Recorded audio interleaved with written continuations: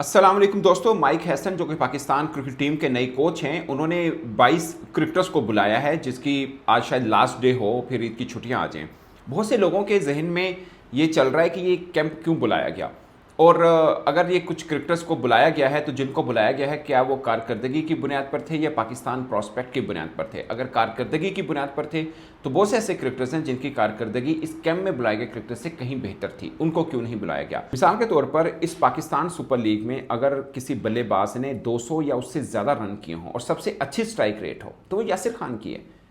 Pakistan super league में सबसे अच्छी स्ट्राइक रेट वाला बल्लेबाज यासिर खान है, जिसको इस कम में नहीं बुलाया गया। और अगर पाकिस्तान प्रॉस्पेक्ट के एतबार से बुलाया गया तो फिर और भी बहुत से क्रिकेटर्स थे, उनको फिर क्यों नहीं बुलाया गया। ये दो क्वेश्चंस हैं जिसका आंसर मैं इस व्लॉग में करने की कोशिश करूंगा। ये बात सच है कि इस कैंप में जिनको बुलाया गया उनसे एक बेहतर क्रिकेटर्स थे जिनको बुलाया जाना चाहिए था। बेहतर से मुराद क्या है, अभी 3 इवेंट की बात कर लेते हैं। एक पाकिस्तान सुपर लीग है, एक चैंपियंस T20 है, दूसरा चैंपियंस वनडे कप है। ये 3 इवेंट हुए हैं।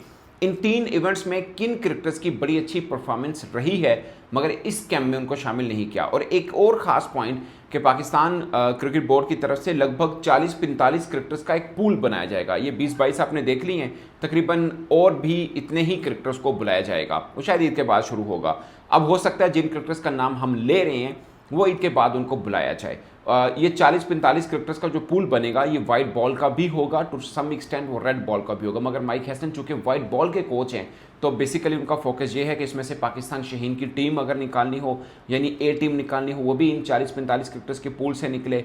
और अगर कोई पाकिस्तान टीम बन रही है वो भी इसी में से निकले। और खुदा ना खास्ता पाकिस्तान का कोई क्रिकेटर अगर अनफिट हो जाता है तो हमें इसी पूल के अंदर से उसकी रिप्लेसमेंट भी मिल जाए, यानी ओपनर्स के पीछे 2 ओपनर्स पड़े हों, फास्ट बॉलर के पीछे भी 2 फास्ट बॉलर पड़े हों, विकेट कीपर के पीछे विकेट कीपर पड़े हों, मिड ऑर्डर के पीछे मिड ऑर्डर हों, स्पिनर्स के पीछे स्पिनर हों, तो पूरे का पूरा एक पूल बना हो, जो कि एक अच्छी चीज़ है।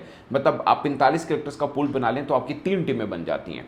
और ये एक अच्छी स्ट्रेटजी है। मगर देखना यह है कि जिनको बुलाया जाएगा कहीं पर ऐसा तो नहीं होगा कि जो परफॉर्मर हैं वो निगलेक्ट हो जाएंगे। अच्छा, एक और तासुर दिया जा रहा है कि ये इस्लामाबाद यूनाइटेड का कैंप है एक्चुअली में, क्योंकि कोच इस्लामाबाद यूनाइटेड के हैं और उन्हीं की सब सुनी जा रही है। मगर मैंने कुछ चीज़ निकाली है, वो मैं आपको बताऊंगा कि ये सिर्फ इस्लामाबाद यूनाइटेड का नहीं है। ये जो तासुर दिया जा रहा है वो गलत है। देखिए, सबसे ज़्यादा तनकीद भी मैं करता हूँ, जो डिज़र्विंग है उनका नाम भी मैं इसमें ज़रूर लूँगा, मगर एक फैक्ट चेक भी करना ज़रूरी है।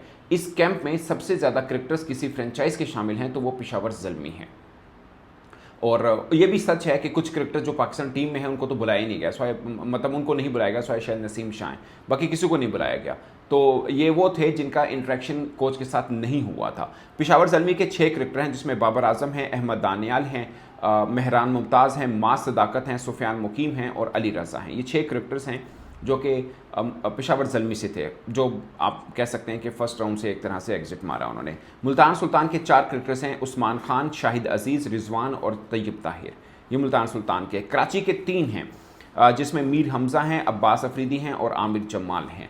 इस्लामाबाद यूनाइटेड के भी 3 हैं, हैदर अली, नवाज़ और नसीम शाह। तो इस्लामाबाद यूनाइटेड के 3 हैं, जबकि पेशावर के 6 हैं, तो इस्लामाबाद यूनाइटेड का कह देना गलत है। कोयटा के 3 हैं, सऊ शकील, ख्वाजा नाफे और खुरम शहजाद। जबकि कलंदर्स के जो कि फाइनल जीते हैं, कोयटा जो फाइनल खेले हैं हारे हैं, कलंदर जो जीते हैं, दोनों के 3-3 हैं। ये बात सच है कि इन दोनों के पाकिस्तान टीम में क्रिकेटर शामिल थे तो उनको तो जाहिर नहीं बुलाया गया। शहीन अफरीदी, अब्दुल्ला शफीक और सलमान मिर्ज़ा, ये 3 वो हैं जो कि लाहौर कलंदर्स के हैं, जबकि 3 सऊ शकील, ख्वाजा नाफे और खुरम, ये 3 वो हैं जो कोयटा के हैं। अब सवाल ये पैदा होता है कि किन क्रिकेटर्स को इस कैंप में बुलाया जाना चाहिए था जिनको नहीं बुलाया गया, उनका जिक्र करना बहुत ज़रूरी है। खासकर लाहौर कलंदर्स का ही हम ले लें, वो टीम में भी नहीं खेले और इस कैंप में भी नहीं आए, वो है नईम। अच्छा, ये मैं इन नाम लेने से पहले मैं आपको एक चीज़ बता दूं, ये सिर्फ कैंप है।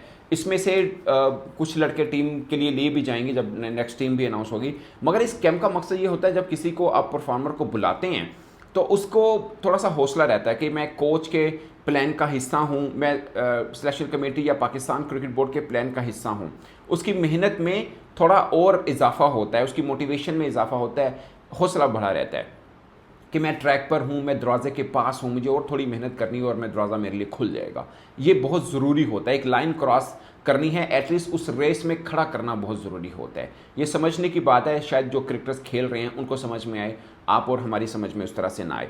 अब नईम को अगर कैम्प में बुलाया जाए तो उसको लगेगा यार मैं पीएसएल में थोड़ा सा परफॉर्म किया है, मैंने मतलब 2-3 50s की हैं, मेरी स्ट्राइक रेट थोड़ी बेहतर है, मैं ज़रा नडर होकर खेला हूँ, तो सिलेक्शन कमेटी ने मेरे पे नज़र रखी है। ठीक है, आप उनको, मैं भी ये मानता हूँ कि 2 सीज़न खिलाइए और उसके बाद सोचिए, मगर कैम्प में बुला लेना और उस पूल में रख लेने से हौसला बढ़ा रहता है। तो नईम है और 12 इनिंग्स में 314 रन हैं, 314 रन हैं, 26 की एवरेज है, 162 का स्ट्राइक रेट है, 3 50s हैं नईम की। मगर इस पीएसएल में पाकिस्तानी खिलाड़ी जिनका सबसे अच्छा स्ट्राइक रेट था वो यासिर खान है। इस पीएसएल में पाकिस्तानी क्रिकेटर जिसका सबसे अच्छा स्ट्राइक रेट है वो यासिर खान है। और अगर तमाम बल्लेबाजों का जिनका स्कोर 200 कम से कम हो उसको काउंट किया जाए तो इस पीएसएल में सबसे ज़्यादा स्ट्राइक रेट यासिर खान का है। मैं फिर बोल देता हूं कि इस पीएसएल में जिसका स्कोर 200 या 200 से ज़्यादा है उसमें सबसे ज़्यादा स्ट्राइक रेट यासिर खान का है, including overseas cricketers. Yasir Khan ने 7 इनिंग्स में 226 रन किए हैं, एवरेज 32 का है, स्ट्राइक रेट 166 का है। तो 200 रन करने वाले में इनका सबसे ज़्यादा है। अगर 150 कर लें तो इससे पहले 2 फिर ओवरसीज क्रिकेटर्स आ जाते हैं, मगर 200 वालों में यही आते हैं। चैंपियंस T20 का भी हम अगर देख लें जो कि हुआ था अभी, जिसमें यासिर ने फाइनल में 100 किया था, उसमें उन्होंने 7 मैचेस में 232 रन किए थे, एवरेज 33 का था, स्ट्राइक रेट 150 का, 149 टू बी एग्जैक्ट। ठीक है, ये यासिर खान का मैं बता रहा हूँ। तो उनको भी कैम्प में बुलाना चाहिए था, जो कि नहीं बुलाया गया। हाँ, अगर ईद के बाद वाला कैम्प में उनको बुलाया जाएगा तो फेयर इनफ, बट अभी नहीं बुलाया गया तो क्रिकेटर्स के मन में होता है। मैं इन क्रिकेटर्स का नाम इसलिए भी ले रहा हूँ कि जब सिलेक्शन कमेटी नाम लिख रही हो या कोच लिख रहे हो, एटलीस्ट उनके जहन में हो। जाहिर है उनके जहन में होगा भी, बट हम थोड़ा सा रिमाइंडर भी करवा देते होते हैं। तो ये क्रिकेटर्स हैं। अब मैं कुछ क्रिकेटर्स के नाम आपको बताऊंगा जिनकी परफॉर्मेंस इस चैंपियंस T20 में या पीएसएल में कुछ खास नहीं रही, मगर वो पाकिस्तान टीम में भी थे, पाकिस्तान का प्रॉस्पेक्ट भी माने जाते हैं, तो उनको आप नज़रअंदाज नहीं कर सकते। फॉर एग्जाम्पल, मैं एग्जाम्पल के तौर पे बोल रहा हूँ, आगे मजीद पूरी लिस्ट बताऊंगा। ज़मान खान, वो आपके पूरी टीम का हिस्सा थे, एकदम ड्रॉप हुए, उनकी भी कुछ गलती है, उनको मेहनत करनी है, अपना वज़न कम करना है, जो कि वो कर ही रहे होंगे ज़ाहिर है, बट उनको आप ड्रॉप कर रहे हैं, आप कैम्प में नहीं बुला रहे, ये गलत है। आपके T20 में एक बॉलर जिसमें कैपेसिटी के डेथ ओवर का अच्छा बॉलर कभी था और मज़ीद बन सकता है, वो ज़मान खान है।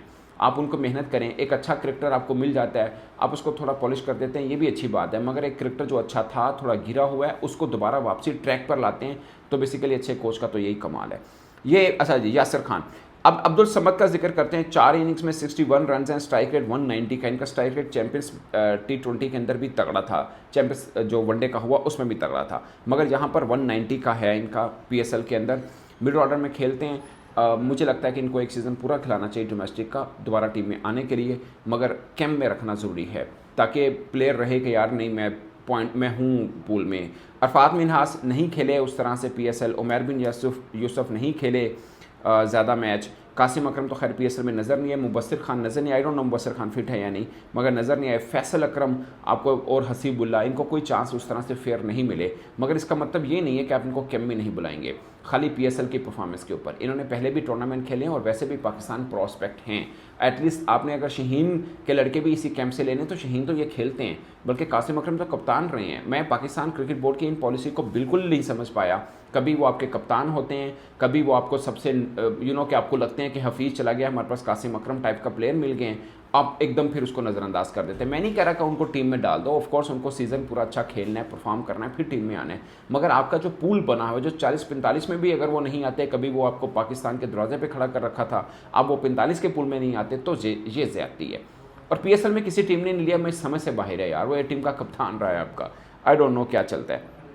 अच्छा जी, उबैद शाह के ऊपर आते हैं। अभी इस पीएसएल के अंदर 2 ही बॉलर सबसे डिफरेंट मिले थे, एक हमें अली रज़ा मिले, एक उबैद शाह मिले। अली रज़ा को बुलाया, गुड, उबैद शाह को क्यों नहीं बुलाया ये समझ से बाहर है। 9 मैचेस 12 विकेट्स हैं, इकॉनमी 10.29 की है, इकॉनमी उनकी ज़्यादा है जो कि कम होनी चाहिए, ये ज़्यादा है। उस्मान तारिक, इसके ऊपर बहुत बात होती है कि उस्मान तारिक का एक्शन, उनका 1-2 बार रिपोर्ट हुआ मगर दोनों बार क्लियर होकर आई हैं। अगर आप श्योर हैं कि उनका एक्शन ठीक है तो मुझे लगता है कि उससे अच्छा प्रॉस्पेक्ट पाकिस्तान का कोई हो नहीं सकता। आई नो एज थोड़ी ज़्यादा है, मगर मतलब अभी इवेंट करीब ही है, एशिया कप भी और T20 वर्ल्ड कप भी।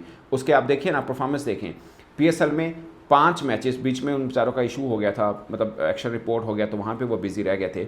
और ओवरऑल आप उसका देखें 5 मैचेस हैं, 10 विकेट है, इकॉनमी 7.93 की है, वेरी गुड इकॉनमी। और चैंपियंस T20 के अंदर 9 मैच में 14 विकेट्स हैं, 5.94 की T20 के अंदर। मतलब आप देखें कितना ज़बरदस्त परफॉर्म किया है उन्होंने ओवरऑल। 9 मैचेस में 14 विकेट्स, यानी कुल मिला के 14 मैचेस में 24 विकेट्स बनती हैं। अगर T20 चैंपियंस T20 का और PSL की परफॉर्मेंस देखी जाए तो होना चाहिए। अब कुछ क्रिकेटर्स का मैं आपको नाम बताऊंगा जो कि बेहतर है, मगर उनको अपनी फील्डिंग में और बाकी चीज़ों में बहुत बेहतरी लानी है। जैसे सलमान इरशाद हैं, 5 मैचेस 9 विकेट्स हैं, इकॉनमी 9 की है।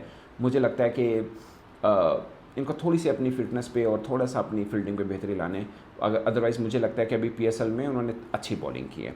अब एक ऐसे बॉलर का जिक्र जिनको PSL में ज़्यादा चांस नहीं मिला, मगर मुझे लगता है कि वो पाकिस्तान प्रॉस्पेक्ट हैं, बल्कि कैम्प में होने चाहिए, बल्कि आप उनको भले अपनी T20 टीम में डाल दें। He is a very good leg spinner, Arif Yakub. 4 matches 6 wickets हैं, 6.50 की इकॉनमी है।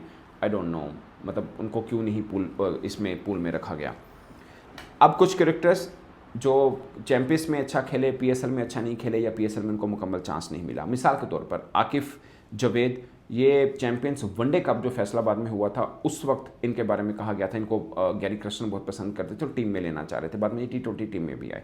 मोहम्मद हसनैन, मुझे लगता है कि वनडे के अंदर शायद ये ज़्यादा बेहतर हैं। Mohammad Hasnain again champions one day cup के अंदर सबसे अच्छा परफॉर्म किया था, उनकी परफॉर्मेंस में मैं आपको बताने वाला हूँ। मोहम्मद अली पाकिस्तान टीम में थे, एकदम आपने दूर कर दिया। जमान खान, ये वो क्रिकेटर्स हैं जो कि मुझे लगता है कि आपके कैंप के होने चाहिए, जो अपने ईद के बाद बुलाए एटलीस्ट उसके अंदर तो आने चाहिए। मोहम्मद अली के PSL में कुछ खास परफॉर्मेंस नहीं रही, सच बात है, मगर चैंपियंस T20 के अंदर वो हाईएस्ट विकेट टेकर था। तो चैंपियंस T20 का मैं जिक्र इसलिए कर रहा हूँ कि PSL पाकिस्तान क्रिकेट बोर्ड ने कहा कि हम इसको देखकर खिलाड़ियों का फ्यूचर डिसाइड करेंगे। तो आप देख लीजिए चैंपियंस T20 के अंदर 9 मैचेस में 22 विकेट्स हैं, 6.20 की इकॉनमी है। मतलब T20 के अंदर 6.20 की इकॉनमी, 9 मैचेस में 22 विकेट्स हैं, बहुत अच्छा था। मूसा खान आपने बाद में उनको रेड बॉल जो आपकी A टीम है उसमें डाला था। हमारे यहाँ एक ही होता है, रॉकेट बन के प्लेयर आता है, उसके बाद गायब, समझ नहीं आती। मतलब वो लड़का शुरू में टीम में आया, उसके बाद ड्रॉप हो गया, फिर डोमेस्टिक में बड़ा अच्छा परफॉर्म किया रेड बॉल के अंदर, उसको फिर A टीम रेड बॉल में डाला और फिर एकदम आपके जहन से निकल गया वो। 9 मैचेस में 16 विकेट्स हैं, 8.02 की इकॉनमी है। अगेन मैं वाइट बॉल के नहीं कह रहा, मैं रेड बॉल के लिए कह रहा हूँ। आकिफ जवेद ने चैंपियंस T20 जिनका मैंने कोई जिक्र किया था, 10 मैच में 15 विकेट्स हैं, इकॉनमी 8.02 की है। इकॉनमी थोड़ी ज़्यादा है मगर बॉलिंग इन्होंने अच्छी की थी। उस्मान तारिक अगेन जो मैंने ऊपर इनका जिक्र किया था, 9 मैचेस में 14 विकेट हैं, तो ये उस्मान तारिक की परफॉर्मेंस है। अब चैंपियंस हम ODI कप की अगर जिक्र करें, कामरान गुलाम, ये देखिए हर बंदे का आप परफॉर्मेंस इसलिए बताते हैं ताकि कोई इग्नोर ना हो किसी को आपने अगर वाइट बॉल के लिए बनाना तो वनडे पर्सपेक्टिव में, T20 के लिए नहीं कह रहा, वनडे पर्सपेक्टिव में अच्छे हैं कामरान गुलाम। 6 मैचेस में 250 रन थे उनके, 200 थे, उसके बाद जिम्बाब्वे में भी 100 किया, तो अच्छी फॉर्म में थे वनडे में। T20 में शायद अर्ली ऑन होगा। एवरेज 41 है, स्ट्राइक रेट इनका 96 का है, तो गुड स्ट्राइक रेट, 2 सेंचुरी हैं, सबसे ज़्यादा रन किए थे वनडे कप के अंदर। अब्दुल समाद का मैं जिक्र सिर्फ इसलिए कर रहा हूँ, अच्छे रन नहीं थे मगर स्ट्राइक रेट देखिए वहाँ पर भी अच्छी है T20 के अंदर, और यहाँ पर भी अब्दुल समाद के 6 मैच में 145 रन हैं, एवरेज 24 की है, स्ट्राइक रेट 122 का है वनडे के अंदर, तो ये एक अच्छा स्ट्राइक रेट था। अगेन ये जिक्र करने का मकसद बिल्कुल नहीं, मैं पहले भी बोल चुका हूँ कि इनको पाकिस्तान टीम में डालो, वो तो इतने नाम बन जाएंगे, 40 खिलाड़ी तो नहीं आएंगे, बट मैं उस पूल का जिक्र कर रहा हूँ जो पाकिस्तान क्रिकेट बोर्ड बनाना चाह रहा है, जिसके अंदर ये खिलाड़ी डिजर्व करते हैं। और बाद में इनको भले आप सीज़न खिलाइए, जैसे नईम है, इनको सीज़न खिलाएं, 2 सीज़न खिलाएं भले आप। अब्दुल समाद को भी पहले टीम में डाल दिया था, मैंने उस वक्त भी कहा था 1-2 सीज़न खिलाएं, पूरे का पूरा सीज़न जिसमें आपके चैंपियंस चल रहा है वो भी आ जाए, जिसमें रेड बॉल क्रिकेट भी है, सारे का सारा इनको परफॉर्म करवाएं, वहाँ पर अच्छा करते हैं तो फिर टीम में लेके आइए। 1-2 सीज़न खिलाना चाहिए, अर्ली और नहीं आना चाहिए। हसनैन के चैंपियंस वनडे कप के अंदर 6 मैच में 17 विकेट्स थी, 5.18 की इकॉनमी के साथ, बहुत ज़बरदस्त फॉर्म में थे, बट फिर PSL में भी पूरा चांस नहीं दिया। जहांदाद खान 5 मैचेस में 10 विकेट्स थी, थोड़े रन भी थे, रन मैंने नोट नहीं किए, मगर 5 मैचेस में 10 विकेट्स, एज ए बॉलर अच्छा था। आकिफ जवेद 5 मैचेस में 7 विकेट्स थी, मगर सबसे तेज़ बॉलर थे वनडे में, और 5.13 की इकॉनमी, सबसे अच्छी इकॉनमी के साथ इन्होंने बॉलिंग की थी। दोस्तों ये वो खिलाड़ी हैं जो कि नज़रअंदाज हुए हैं कैंप के अंदर, जो कि मुझे लगता है कि कैंप में बुलाए जाने चाहिए थे। और नेक्स्ट अगर कोई है जो सुनने में आ रहा है कि पाकिस्तान क्रिकेट बोर्ड ईद के बाद भी बनाएगा और 40-45 खिलाड़ियों का पूल बनाना चाह रहा है, जिसमें से A टीम भी निकलेगी, पाकिस्तान टीम भी निकलेगी, ख़ास फोकस वनडे है, तो इनको ज़रूर होना चाहिए, इनको ड्रॉप नहीं होना चाहिए। ये मेरी राय है, या आप कह सकते हैं मैंने इनका रिकॉर्ड जो है, परफॉर्मेंस जो है वो मैंने आपको दिखा दी है। इस पर दोस्तों आप अपनी राय कमेंट के सूत्र में ज़रूर बताइएगा। मेरी तरफ से इतना ही, इजाज़त दीजिए, अल्लाह हाफिज़।